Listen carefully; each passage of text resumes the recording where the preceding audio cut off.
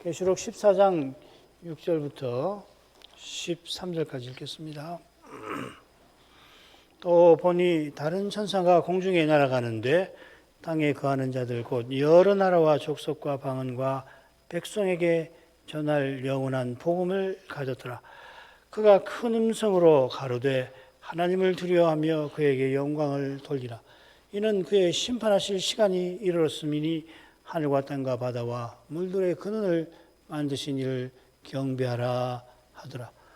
또 다른 천사 곧 둘째가 그 뒤를 따라 말하되 무너졌도다 큰 성 바벨론이여 모든 나라를 그 음행으로 인하여 진노의 포도주를 먹이던 자로다 하더라. 또 다른 천사 곧 셋째가 그 뒤를 따라 큰 음성으로 가로되 만일 누구든지 짐승과 그의 우상에게 경배하고 이마에나 손에 표를 받으면 그도 하나님의 진노의 포도주를 마시리니 그 진노의 잔에 섞인 것이 없이 부은 포도주라. 거룩한 천사들 앞과 어린 양 앞에서 불과 유황으로 고난을 받으리니 그 고난의 연기가 세스토록 올라가리로다. 짐승과 그의 우상에게 경배하고 그 이름의 표를 받는 자는 누구든지 밤낮 쉼을 얻지 못하리라 하더라. 성도들의 인내가 여기 있나니 저희는 하나님의 계명과 예수 믿음을 지키는 자니라. 또 내가 들으니 하늘에서 음성이 나서 가로되 기록하라. 자금 이후로 주 안에서 죽는 자들은 복이 있도다 하시매 성신이 가라사대 그러하다. 저희 수고를 그치고 쉬리니 이는 저희 행한 일이 따름이라 하시더라. 요한이 하늘 시온산에서 14만 4천인이 찬송하는 장면을 보았습니다. 이 이상 장면은 7인 시리즈의 그 막간 7장에 나오는 그 두 장면을 합쳐놓은 것 같습니다. 우선 14만 4천이라는 이 숫자가 계시록에서 7장과 14장 두 곳에만 나오죠. 두 곳 모두 이 14만 4천 명이 전투하는 교회의 모습을 보입니다. 아울러 이들은 신령한 전쟁에서 승리하고 복된 하늘에서 감사의 찬송을 하나님과 어린 양께 돌립니다. 이 찬송이 우리 지금 살피는 14장 1절부터 15장 4절 맨 처음에 나오는데 15장 2절부터 4절에도 비슷한 찬송이 나올 겁니다. 아래 나오는 도표 참조하시면 됩니다. 두 찬송 사이에 세 다른 천사가 하나님의 심판과 관련해서 두 번 등장하죠. 14장 6절부터 11절, 14장 15절부터 20절. 세 다른 천사가 두 번 나오는데 동일한 세 천사인지 단정하긴 힘듭니다. 처음 세 다른 천사는 영원한 복음을 전하는 동시에 하나님의 심판을 예고합니다. 나중 세 다른 천사는 하나님의 구원과 심판이 이루어지는데 봉사합니다. 이 셋째 단락 한가운데 사람의 아들 같은 주님께서 구름에 앉아 손에 예리한 낫을 지니고 계신 것처럼 주님께서 이 다른 천사들을 쓰셔서 구원과 심판의 일을 하시는 거겠죠. 자, 14장 6절 7절 읽습니다. 또 보니 다른 천사가 공중에 날아가는데 땅에 거하는 자들 곧 여러 나라와 족속과 방언과 백성에게 전할 영원한 복음을 가졌더라. 그가 큰 음성으로 가로되 하나님을 두려워하며 그의 영광을 돌리라. 이는 그의 심판하실 시간이 이르렀음이니 하늘과 땅과 바다와 물들의 근원을 만드신 이를 경배하라 하더라. 요한이 보니 다른 천사가 공중에 날아갑니다. 이 다른 천사는 우리가 살핀 대로 여러 천사 중 하나가 아닙니다. 모든 경우라고 다 단정하기까지는 하지는 못하겠지만 많은 경우 역할과 용모에서 그리스도 같은 천사죠. 다른 천사가 공중에 날아가는 것은 일곱 나팔에서 독수리가 공중에 날아가며 화가 있을지로다, 화였을지로다 선언한 것과 묘하게 짝을 이룹니다. 이런 내용을 또 좀 더 알게 될 겁니다. 다른 천사는 영원한 복음을 가지고 하나님을 경외하며 경배하라 전합니다. 첫째 다른 천사는 땅에 거하는 자들에게 전할 복음을 가졌습니다. 전에도 말씀드렸습니다만 여기 땅에 거하는 자들은 짐승의 우상을 경배하는 땅에 거하는 자들과 똑같지 않습니다. 번역된 표현은 똑같이 해놨는데 중요한 낱말 동사가 다릅니다. 짐승의 우상을 경배하며 교회를 핍박하다가 멸망에 떨어지는 자들은 땅에 거하는 산다는 말인데요. 거주한다는 말인데 여기는 땅에 앉은 자들이라고 이렇게 되어 있습니다. 이 앉다라고 하는 낱말은 하나님과 장로들이 자기 보좌에 앉으시는 데도 쓰이고 음녀 바벨론이 많은 물 위에 앉거나 짐승을 타는 데도 쓰입니다. 어떤 의미로 앉다라는 낱말을 여기 썼는지 여전히 잘 알기는 어려우나 다른 천사가 이들에게 영원한 복음을 전하는 사실에서 이들이 땅에 가는 자들과 달리 하나님을 경외할 수 있음을 분명 암시하는 겁니다. 땅에 앉은 자들은 곧 여러 나라와 족속과 방언과 백성입니다. 여러 나라라고 했는데 실은 모든 나라라고 해야 정확합니다. 모든이라고 되어 있습니다. 여러 하면 많다는 이야기인데 우리 주님께서 세상 끝이 되기 전에 모든 민족, 여기 여러 나라를 모든 민족이라고 마태복음에 번역했습니다. 에게 증거되기 위하여 온 세상에 복음이 전파될 거라 하셨습니다. 이 예언이 이루어지는 과정의 그 전체 활동을 지금 다른 천사가 맡은 건 아닌 것 같아요. 왜냐하면 그의 심판하실 시간이 이르렀다 이렇게 전하기 때문에 그 내용에서 또 이어지는 두 다른 천사가 예고하고 알리는 심판이죠. 무너졌다 바벨론이든지 마지막 심판 내용에서 짐작됩니다만은 땅에 앉은 자들에게 전할 복음이라고 한 표현도 마찬가지예요. 신약 성경에 이 전한다고 새긴 유한겔리조라는 말인데 54번이 나오는데 다 살펴보면 이것처럼 이 전지사를 이곳에 쓴 전지사를 써서 사용된 예가 달리는 없어. 여기만 나와요. 위에라는 말이고 땅에 앉은 자들 할 때 그 땅에하고 같은 전지사입니다. 다른 천사가 공중에 날아가면서 영원한 복음을 가졌는데 사도와 교회가 모든 민족에게 전하는 것과 달리 모든 나라 위에 전하는 그런 모습입니다. 주께서 약속대로 역사 내내 모든 민족에게 전하신 그 복음을 다른 천사가 가지고서 이제 모든 나라 위에 중요한 명령을 전달하는 것 같습니다. 자, 그런 점에서 큰 소리로 말하는 것이기도 하겠죠. 그 명령은 하나님을 두려워하고 그에게 영광을 돌리라 하는 건데 결국 경배하는 것하고 같은 거죠. 그죠? 이 부분을 이렇게 그 줄거리를 볼 수 있습니다. 하나님을 두려워하며 그에게 영광을 돌리라. 그 짝을 이루는 보면 이 근원을 만드신 이를 경배하라. 같은 내용이죠. 결국은 가운데 그 이유가 나오는데 이는 그의 심판하실 시간이 이르렀기 때문이다. 하나님을 두려워하고 하나님께 영광 돌리는 것이 하나님을 경배하는 것과 짝을 이룹니다. 하나님을 경배하는 이것이 얼마나 중대한지 재림 직전에 벌어질 그 두려운 어두운 상황에 비춰 환히 드러나고 있습니다.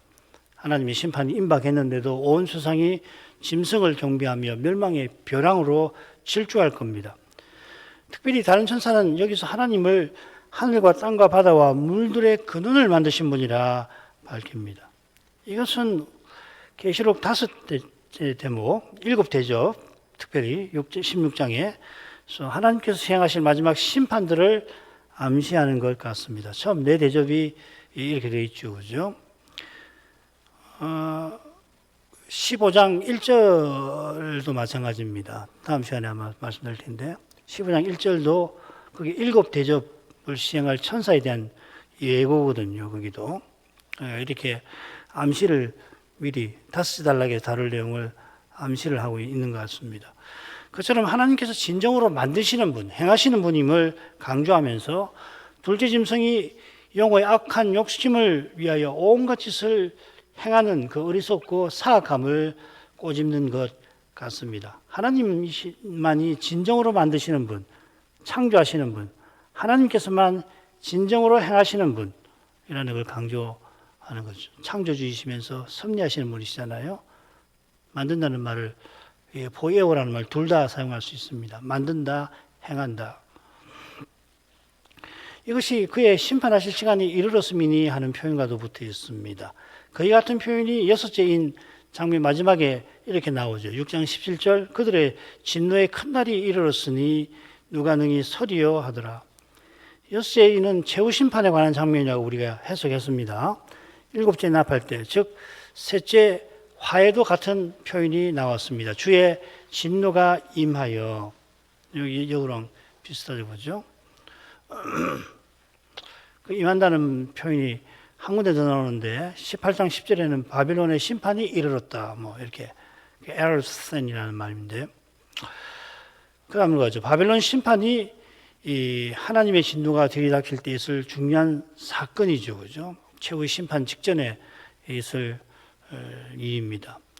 둘째 다른 천사가 바로 그 일을 예고합니다. 8절입니다. 또 다른 천사 곧 둘째가 그 뒤를 따라 말하되 무너졌도다 무너졌도다 큰 성 바빌론이여 모든 나라를 그 음행으로 인하여 진노의 포도주를 먹이던 자로다 하더라.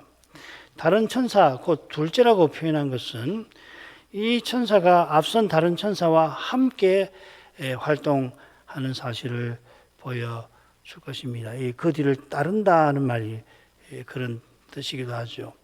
무엇보다 그가 말하는 내용이 첫째 다른 천사가 심판의 날이 이르렀다고 경고한 것과 쫙 붙어 있는 겁니다.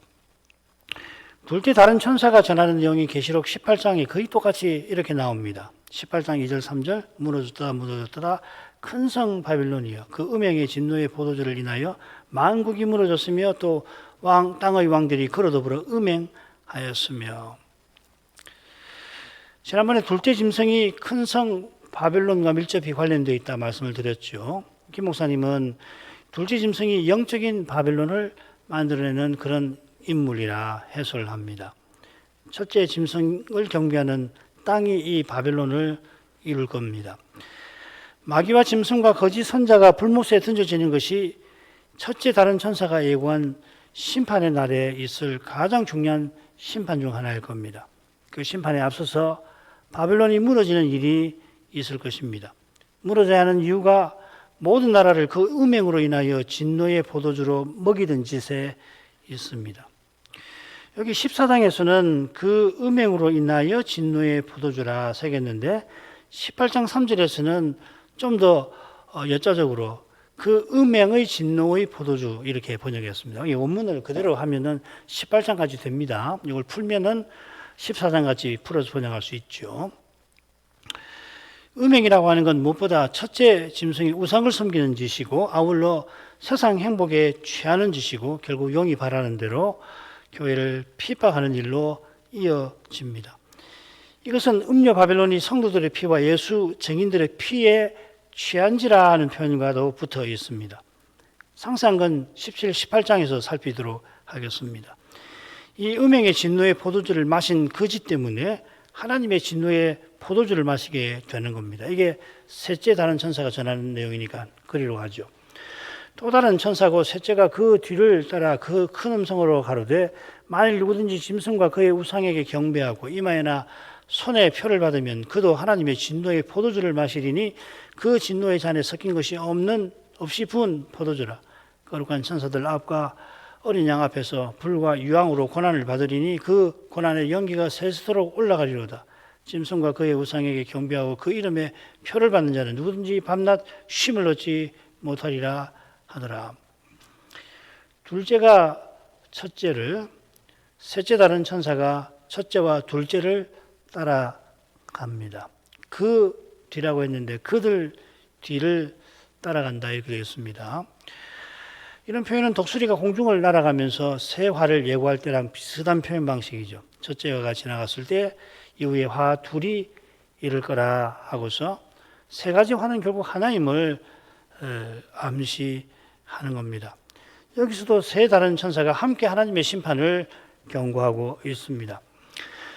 셋째 다른 천사는 짐승과 그의 우상에게 경배하며 표를 받으면 하고서 두 짐승 장면에서 살핀 내용을 다루고 있습니다. 그 내용은 여기서 반복할 필요가 없겠죠. 저 두려운 음행에 빠져서 세상 행복을 추구하면은 그도 하나님의 진노의 포도주를 마실 것입니다. 우상 섬긴 그는 진노를 받을 거다 했는데 여기 그도라고 번역을 했습니다. 그러니까 이 진노의 포도주를 우상 섬긴 사람만 아니고 짐승과 용과 거짓 선자가 마시는 것을 암시하는 건가 이렇게 생각할 수가 있겠죠. 근데 원문은 그렇게 새기기보다는 그러면 그 자신이 이라고 번역하는 게 좋을 것 같아요. 그도라고 하는 것보다는 적그리스도를 섬기는 자는 반드시 심판을 받는다. 그가 틀림없이 심판을 받는다. 그러면은 짐승의 우상을 섬기면은 그 자신이 틀림없이 심판받는다. 그런 뜻으로 표현한 것 같아요. 헬라어가. 하나님의 진노의 포도주에 관해서는 나중 세 다른 천사의 장면에서 첫 번째, 세 번째, 셋째 다른 천사와 관련해서 좀 더 살피게 될 겁니다. 포도를 추수하는 그 장면에서. 그가 마실 포도주는 그 진노의 잔에 섞인 것이 없이 본 포도주입니다. 이건 아마 아시죠? 도수가 센 그 독주를 마실 때 보통 사람은 물로 희석을 해서 마시잖아요. 그 관행과 관련될 겁니다. 전혀 희석되지 않는 독주처럼, 그러니까 그걸 마셨다가는 그냥 사람의 기관이 타들어가든지 상할 정도가 되는데 하나님께서 장차 내리실 심판은 철저할 것입니다.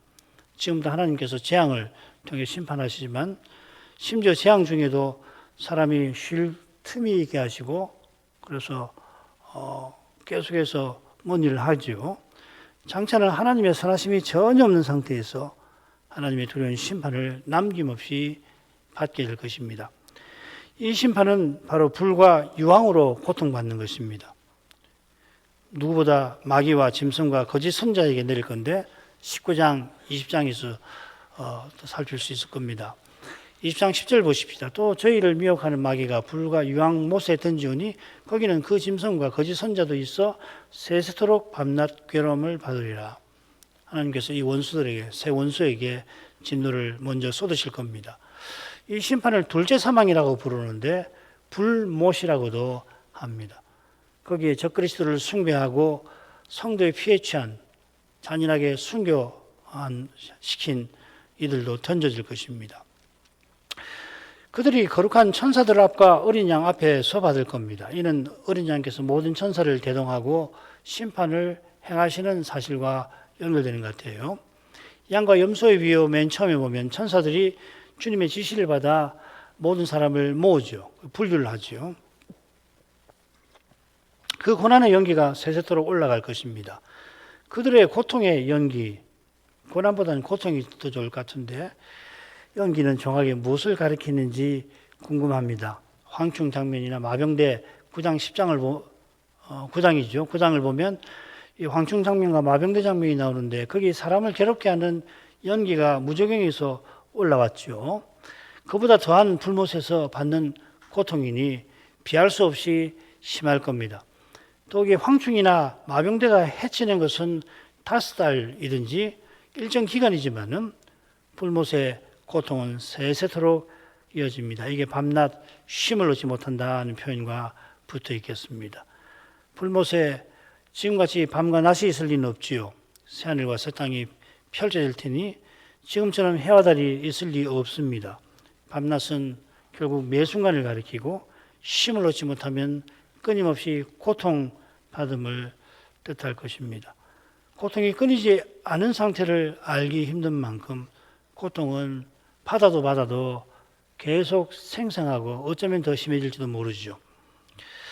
그 다음으로 가겠습니다. 이런 내용에 비추어서 이어지는 하늘의 음성이 영원한 복음을 전하는 사실이 환히 드러나고 있습니다. 12, 13절 성도들의 인내가 여기 있나니 저희는 하나님의 계명과 예수 믿음을 지키는 자니라.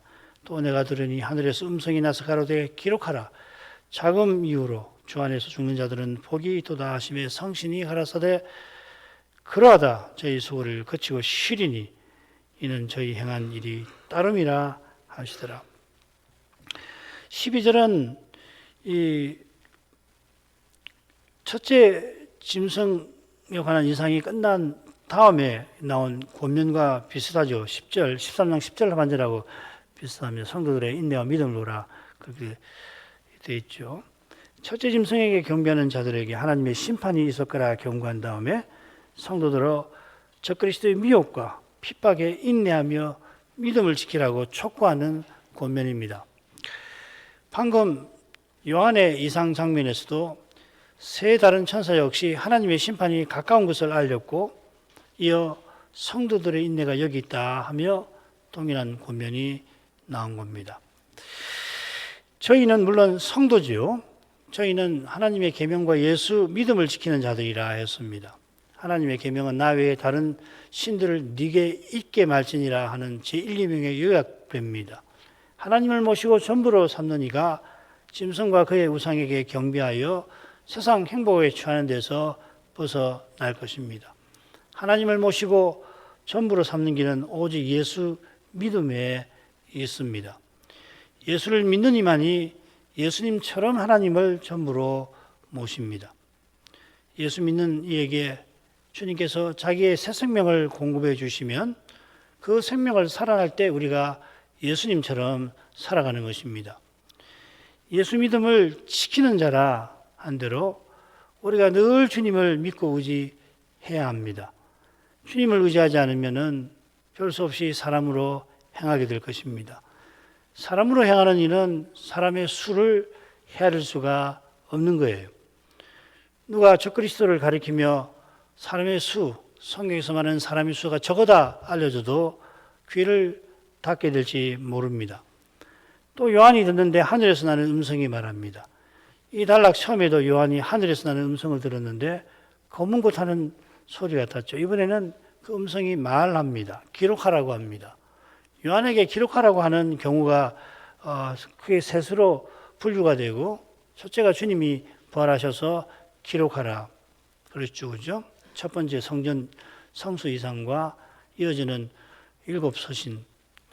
그 다음에 보좌에 앉으신 하나님께서 21장 5절에 다 이뤘다 하시면서 기록하라 하시고 19장 9절에 말씀 전하는 천사가 기록하라고 한 번 더 나옵니다. 그러니까 이 용례들을 참고해서 지금 기록하라는 음성은 누구의 음성일까? 뭐 짐작할 수는 있겠습니다만은 단정할 필요는 없고요.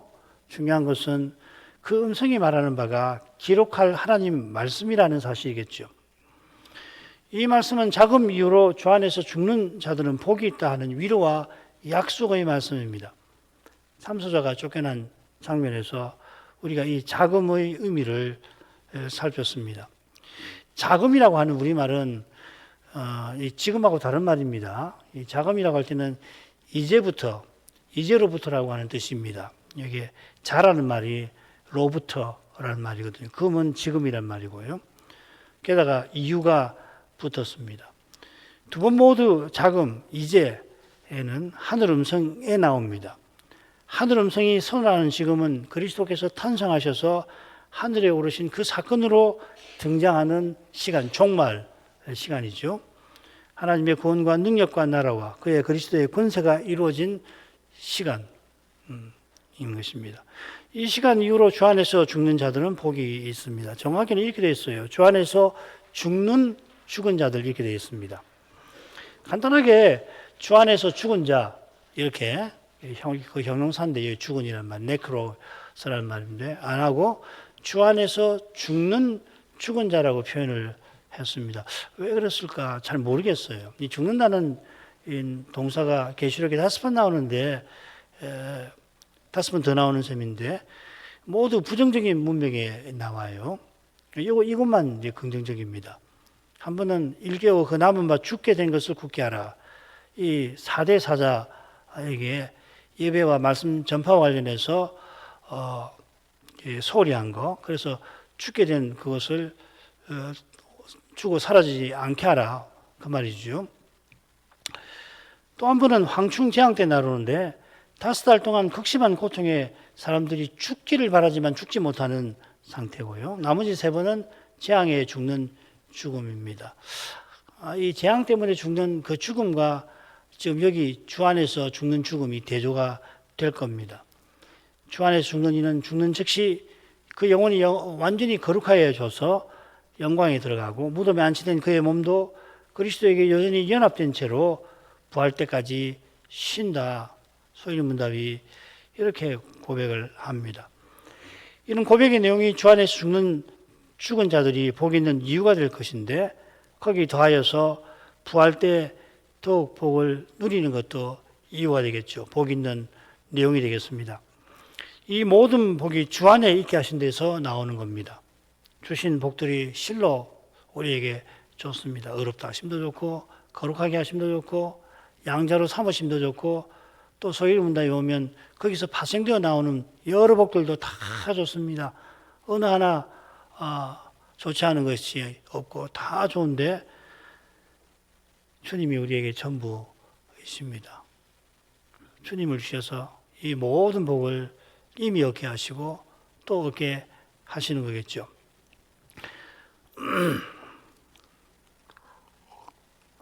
하늘의 음성이 이렇게 말하자 성신께서 그러하다 확인해 주십니다. 주 안에서 죽은 자들이 복이 있는데 저희 수고를 거치고 쉬는 사실에 있습니다. 이것은 방금 셋째 다른 천사가 짐승을 경배하는 자들에게 경고한 심판과 대조를 이루죠. 그들은 밤낮 쉼을 얻지 못할 겁니다만은 주 안에서 죽은 자들은 쉴 것입니다. 다섯째인 장면 보면 순교한 영혼들이 탄식하며 기도할 때 하나님께서 그들에게 잠시 쉬라 하셨습니다.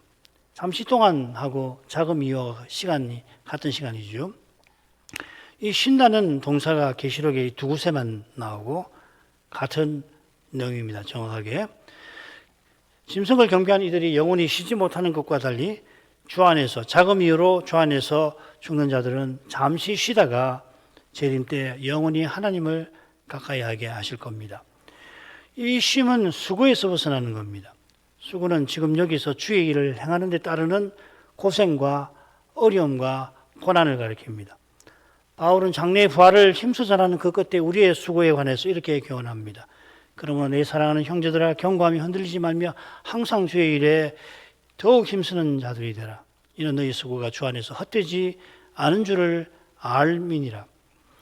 장차 썩을 몸이 썩지 아니할 몸을 입게 될 때에 마치 사자가 생쥐를 삼키는 것 마냥 이김이 사망을 삼킬 것입니다. 죽음이 둘째 사망에 불못에 던져지는 것하고 비슷하죠. 이 이김을 주시는 하나님께 감사하면서 사도는 주의 일에 더욱 힘쓰라 권합니다. 지금 여기서는 주의 일에 힘쓸 때 수고를 피하지 못합니다. 주의 일이라는 것이 본시 사람의 힘과 지혜로 절대 이룰 수 없는 것이듯이 주의 일을 행할 때에 사람이 감내하기 힘든 괴로움과 힘겨움이 따르곤 합니다. 무엇보다 괴롭고 힘든 점이 뭘까? 이 수고가 헛될지 모른다는 염려와 붙어 있을 것입니다. 이게 성도의 고난에서 가장 힘든 점 중 하나죠. 그죠? 이런 염려는 다시 오시는 주님을 바라보는 데서 사라질 것입니다. 그처럼 우리가 세상을 떠나 주와 함께 있을 때에 이 수고에서 마침내 놓입니다. 주와 함께 있게 하시는 이것이 지금 여기서 우리가 주의 일에 힘쓰면서 간절히 바라는 그거 아니에요. 우리가 이렇게 고생을 하며 고난을 받습니까? 이게 빌립보서 1장에서 바울이 푼 소원이기도 하잖아요. 빌립보서 1장 21절부터 24절 있습니다. 이는 내게 사는 것이 그리스도니 죽는 것도 유익함이니라. 그러나 만일 육신으로 사는 이것이 내 일의 열매일진데 무엇을 갈리는지 나는 알지 못하노라. 내가 그 두 사이에 끼었으니 떠나서 그리스도와 함께 있을 욕망을 가진 이것이 더욱 좋으나 그러나 내가 육신에 거하는 것이 너에게 더 유익하리라. 내게 사는 것이 그리스도시라는 이 고백은 이제 내 안에 그리스도가 사신다는 그 고백이지요. 내 안에 그리스도께서 사시는 이것이야말로 그리스도와 연합된 것, 그리스도와 함께하는 겁니다. 그런데 지금 그리스도와 함께하는 것보다 더 함께하는 상태가 있습니다. 그 상태가 떠나는 때 주 안에서 죽는 때에 나아가는 그때 우리에게 기다리는, 우리에게 주시는 상태입니다. 이 상태가 복이 있는 이유를 바울은 그리스도와 함께 있는 거라 교훈하죠. 지금 여기서는 주께서 내 안에 사시는 실질을, 그러니까 내가 그리스도와 연합되었다는 것을 생생하게 맛볼 수 있는 방도가 믿음이에요. 믿음으로만 이걸 보는 거라고요. 내가 그리스도와 함께 십자가에 못 박혔나니 그런 적이 전에 내가 산 것이 아니요 오직 내 안에 그리스도가 사신 것이라 고백을 합니다. 이건 이루어진 일이에요. 성신을 믿는 자에게 주셔서 그리스도께서 그 성신으로 우리 안에 사시는 것은 틀림없습니다. 그런데 이걸 실감을 못한단 말이죠. 육신으로 행하면 뭐 실감이 될 게 없죠. 반대가 되겠죠. 어떻게 실감이 되나? 그리스도가 내 안에 사셔서 사시니까 그리스도가 내 안에 사시면 내가 네 안에 산다라고 하는 것을 입증을 해주시는 거 아니에요? 그게 나를 통해서 드러내시는 거예요. 자기의 품성을 드러내시고 자기 일을 행하시는 나를 써주시는 건데 믿음으로만. 이제 내가 이 육신 가운데 사는 것은 나를 사랑하사 나를 위하여 자기 몸을 버리신 하나님의 아들을 믿는 믿음으로 사는 거다. 그 말이거든요. 갈라디아서 2장 20절 전반부 후반부를 그렇게 붙여서 읽어야 하는 거라고.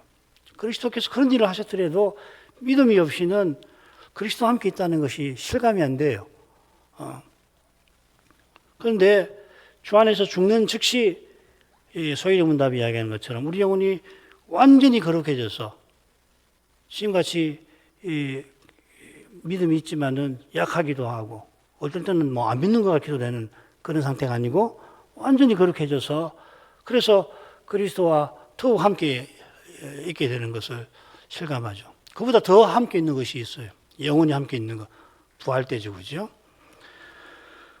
이런 내용이 이는 저희의 행한 일이 따름이라 하신 데 담겨 있을 겁니다. 저희 행한 일들이라고 하는 건 바울이 말한 주의 일이겠죠. 같은 낱말을 여기서는 행한 일이라고 새겼는데 15장에서 고린도서 15장에서는 그냥 일이라 에르곤이란 말입니다. 성도의 일들이 그들을 따른다 했는데 이건 성도가 어린 양이 어디로 이끄시든지 따랐던 삶과 붙어 있습니다. 그들이 어린 양의 인도를 받아 어린 양께서 앞서 나가신 영광에 들어가는 것처럼 그들이 어린 양의 인도를 받아 행한 일들이 헛되지 아니할 겁니다. 그 일들을 어린 양께서 받아주셔서 약속하신 영광이 이루시는데 써주시는 거거든요. 그들의 일들이 예수 믿음을 지킨 것과 붙어 있는데 바로 이 믿음이 우리가 저 하늘에 가지고 갈 수 있는 유일한 것입니다. 다른 아무것도 가져가지 못해요. 이 믿음, 그리고 이 믿음에서 나오는 사랑, 그것만 가지고 가는 거란 말이죠. 나머지 것을 추구하는 것이 얼마나 허망합니까? 나머지 것을 영영 소유할 것처럼 추구하는 것이 얼마나 어리석은 일이냐고요. 기도하겠습니다. 걸어가신 아버지, 세 다른 천사가 하나님의 심판이 이른 것을 알리고 그 심판이 어떻게 음녀 바벨론에 임하며 마침내 음녀 바벨론이 탈 짐승을 숭배한 자들이 영원한 심판에 떨어질 것을 예고한 장면을 살폈습니다. 하나님이 심판이 곧 들이닥칠 것을 전하는 첫째 다른 천사가 땅에 앉은 자들 위해 영원한 복음을 선포하며 창조주 하나님을 경외하고 그분께 영광을 돌리라 선언합니다. 주님의 심판이 들이닥치는 그 시대에 사람의 눈에는 음녀 바벨론만 가득하고 그 바벨론에 속하여서 사치와 쾌락을 추구하는 이들이 짐승을 음란히 섬기며 짐승이 명하는 대로 주님의 교회를 없이 하려 하겠습니다만 그러나 그 두려운 일들을 통하여 하나님께서 약속하신 일을 마지막으로 이루어 가실 줄 믿습니다. 성도의 인내가 여기 있다 하신 이 권면이 특별히 이 시대에 얼마나 절실한지 모를 수 없나이다. 하늘의 음성이 메시아 오신 이후로 주 안에서 죽는 죽은 자들이 복이 있다 하고서 성신께서 과연 그렇다 확정하여 주신 그 말씀을 우리 마음에 새기게 해주시고 주의 일에 더욱 힘쓰게 해주시고 혹 원수의 공격과 인생의 연약함에 우리의 수고가 헛되지는 않을까 염려가 일어날 때마다 주께 그 염려를 다 맡기고서 다만 주께서 말씀하시는 그 약속을 굳게 믿고서 말씀으로 인도하시는 그 인도를 착실히 날마다 받아 나갈 수 있게 하시옵소서. 예수님 이름으로 기도합니다. 아멘.